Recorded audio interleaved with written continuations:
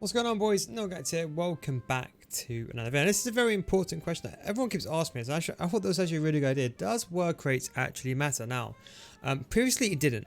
I'll tell you from experience, it wasn't as important as one would think. But this year, work rates have a bit more emphasis on players.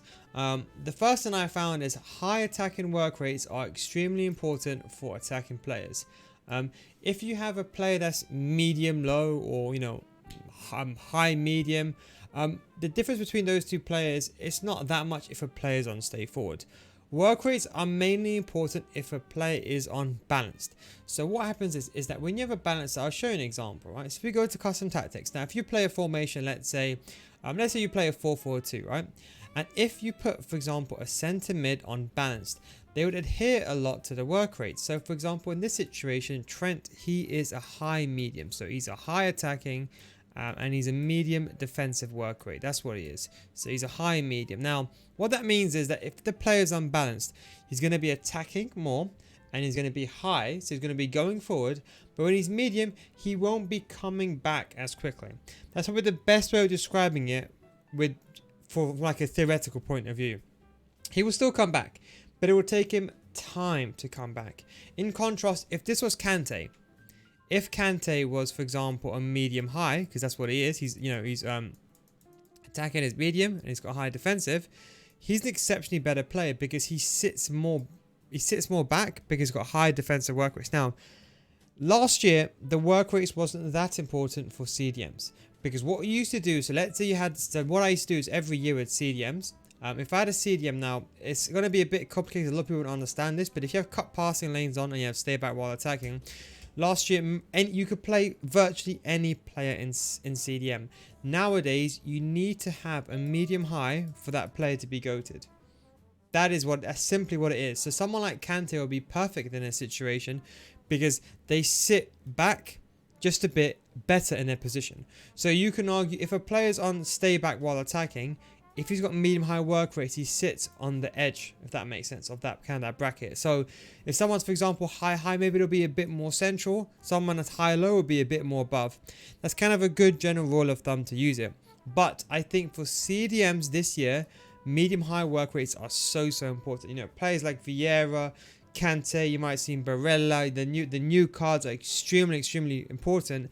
And that is why medium high is really good. And it's the same for defenders. You know, when I said Semedo was one of the best centre backs in a game, so was Wan-Bissaka. I said that last year, and the same thing happened. You know why they're the best centre backs in a game? You know why? Yeah, you know now from watching my videos, you probably know that, of course, the agility balance is the most important thing, which I've been banging on about since the first week, that you need agility balance, because otherwise the players. You have a few exceptions. Someone like Varane is an exception to that, but generally speaking, you need the high agility and balance. But you know what the biggest thing is? It's because they have medium high work rates. Now, the way they're both medium high. Now, the way FIFA have changed it this year. Now, bearing in mind, they don't tell us. I'm pretty sure EA don't even know 100% themselves, but they don't tell us how work rates really affect the player. But what we do know is that this year there was two new stats that really made the new addition. The first, attack positioning. For example, a player like Neymar, or let's say someone like a top tier player. The better attack position they have, and if they have, for example, high attacking work rates, he'll be making better runs in behind. If he had, for example, medium attacking work rates, he'll still be making runs in behind, but it won't be as good as a high attacking work rate. So if you can try to find a strike with a high attacking work rate, with good attack positioning, they'll be making runs in behind on their own. And it's the same thing with defenders, but the new stat that came in is defensive awareness. So defensive awareness is a combination of, I would say, defensive awareness, and I would say the medium-high work rates really influence the player. Now, in my opinion, the medium-high work rates are more important this year than ever before. If you can, for every single defensive player, whether that's a left back, right back, left centre back, or right centre back, you want high defensive work rates. It's important this year. Last year it wasn't. The question is, why do I sometimes use someone who's high-low? Or why do I, for example, use Cuadrado in centre-back? Now, I have to be completely honest, okay? Cuadrado is still a top-tier CDM. On stay-back while attacking, he's fantastic. If he was medium-high, I think he would be too cracked. People don't know how cracked this card is. When this card came out, he was unbelievable. People don't understand how cracked this card was because they never used him there. He was perfect in CDM and centre-back. Now, if he was medium-high, he would be cracked. But the difference is that players like myself, once you get to a certain level in FIFA, you will know how to move players manually. And what I mean by that is, let's say, for example, let's say in theory, let's say, I don't know, let's say you're defending a situation, you have the ball over here. Let's say your opponent has the ball over here. Let's say you've got 2 CDMs. Let's just find one, for example, like here.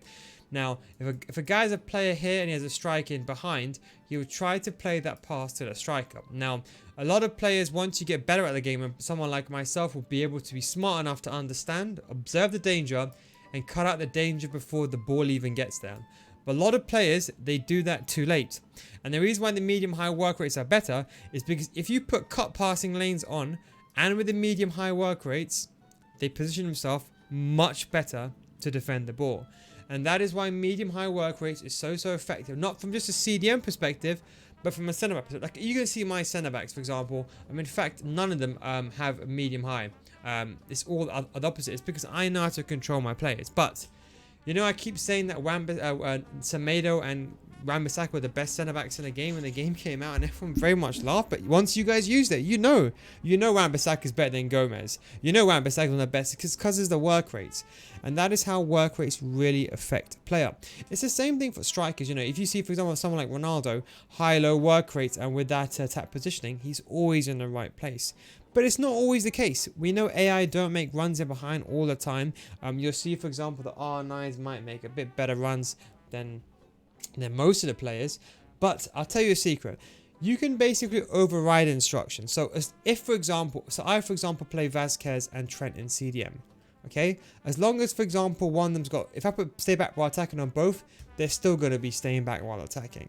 So you could override it. If, for example, let's say in theory, let's say Neymar, for example, was a low attacking work rate. So let's say he was low attacking, and let's say his defensive work rate was, let's say, high. If you stick him on stay forward, he's going to stay forward the entire time. So what you can do is you can put an instruction onto a player, and you can basically reconfigure their movement. It's not the exact same. Don't forget, work rates are just basically how a player will move if the player is unbalanced. So think about this in real life. If you, for example, gave someone who's a high work rate player, let's say someone like Alexis Sanchez, who I believe was a high work rate player. He used to defend high, and when he was Arsenal anyway, not United, but he used to go up and down the pitch, both offensively and defensively and offensively, right? He's got no. If the manager says go on the pitch, do nothing, he would play the normal way. But if you said to Sanchez, okay, you know what, I want you to stay forward the entire time, I want you to stay up close to your opponent's left back, let's say it's in real life, then you would argue it would be a different style. So if a player is unbalanced, they would adhere to the work rate. So if you have, for example, someone like who's medium high here, you would still put the player on stay back while attacking, because you would never want him to get forward because he's a defensive player. Now, if, for example, a player is unbalanced, so I have Vasquez on get forward or balance. Now, Vasquez is perfect because Vasquez, in case you don't know, is a high. One of the best centre mids I've used in this game, in my opinion. One of the best centre mids in the game. Because he's high, he runs forward and equally goes back and forward as well. Now, the benefit of him is that you'll see that Trent, in contrast, is, I think he's high medium. And Vasquez is high.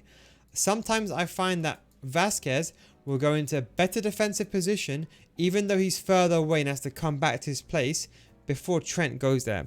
Now that is just AI doing it, and that is why work rates are a bit more important. My general rule of thumb is, my honest opinion, if you're playing, because everyone knows the 4-2-3-1, so I'll explain it here.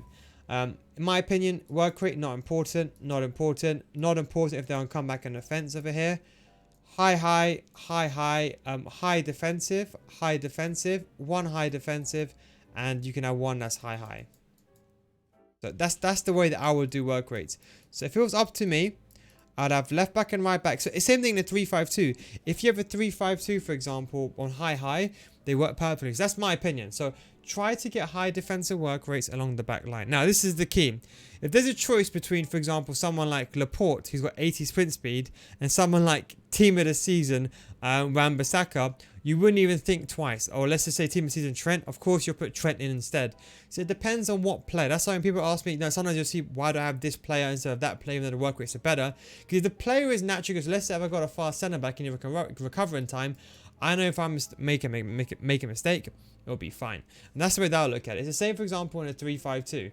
If I put these guys to balanced, they won't be defending as well. But because they're always on comeback and offense, they're always going to come back on the fence no matter what, even if they're high-low. So if I put Ronaldo, so Ronaldo is a good example because Ronaldo is, as you know, Ronaldo is a high-low, right? So he's got high attacking and low defensive work rates. If I put him on comeback on the fence, he's still going to come back and he's still going to make that back five. Maybe when you lose the ball, he doesn't come back as quick. Does that make sense? So the long story short is work rate is important. For certain positions, yes. In my opinion, the main two priority positions, in my opinion, is the two centre backs.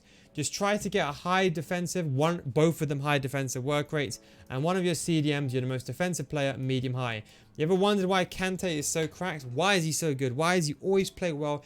Why is he always in the best? Kante's one of those players, right, where you might have a bad game with him and you get rid of him. Then you think, I don't like Kante anymore. Then once you have him out of your team, every single time, every game you play off, they're like, man, I wish I had Kante back into that CDM position.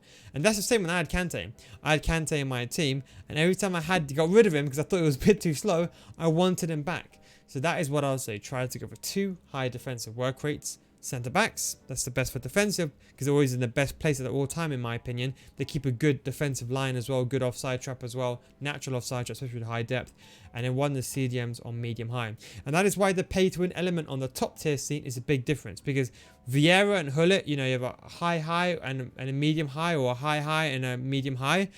It's a perfect combination. And that is why, for example, in the top tier level, yes, these things make a difference. For most casual players, it won't make a difference. But if you're talking about a one pro versus another pro, unless that pro is exceptionally better, of course, team will make a difference in that situation. But that is just something to bear in mind. Anyway, guys, hope you enjoyed the video. Thanks for watching. Take it easy, and I'll catch you next time. Peace out.